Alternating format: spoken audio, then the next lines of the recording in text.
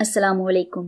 حضرت سلیمان علیہ السلام اپنے ایک وزیر کے ساتھ مجلس میں بیٹھے گفتگو کر رہے تھے کہ ایک شخص نہایت خوبصورت حلیے میں عمدہ پوشاک پہننے اعلیٰ وضاقتہ کے ساتھ مجلس میں داخل ہوا۔ تھوڑی دیر بیٹھنے کے بعد وہ شخص چلا گیا۔ اس کے جانے کے بعد وزیر نے حضرت سلیمان علیہ السلام سے پوچھا، اے اللہ کے نبی، یہ بھی شخص جو آپ کے پاس آیا تھا یہ کون تھا؟ ارشاد ہوا، میرے پاس جو شخص بیٹھا تھا ملک الموت تھا۔ جیسے ہی وزیر نے موت کے فرشتے کا ذکر سنا، اس کا رنگ فک ہو گیا، جسم کپ کپانے لگا، عرض کرنے لگا، حضرت میں آپ سے درخواست کرتا ہوں کہ ہوا کو حکم دے وہ مجھے ہندوستان پہنچا دے۔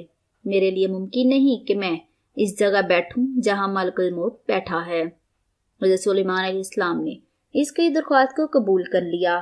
ہوا کو حکم دیا، اس نے اس وزیر کو ہندوستان منتقل کر دیا۔ تھوڑی دیر گزری کہ ملک الموت دوبارہ حضرت سلیمان علیہ السلام کی مجلس میں حاضر ہوا۔ وزیر نظر نہ آیا، پوچھا، آپ کا وزیر کدھر گیا؟ ارشاد فرمایا، تیرے ڈر اور خوف کی وجہ سے ہوا نے اس کو ہندوستان میں پہنچا دیا ہے۔ ملک الموت کہنے لگا، جب تھوڑی دیر پہلے آپ کی مجلس میں آیا تھا تو اس شخص کو آپ کی مجلس میں دیکھ کر بڑا متعجب ہوا، کیونکہ مجھے اللہ نے حکم دیا تھا کہ فلاں وقت پر اس شخص کی ہندوستان کے فلاں علاقے میں جان قبض کرنا ہے، اور یہ ہندوستان سے ہزاروں میل دور آپ کے پاس بیٹھا ہے۔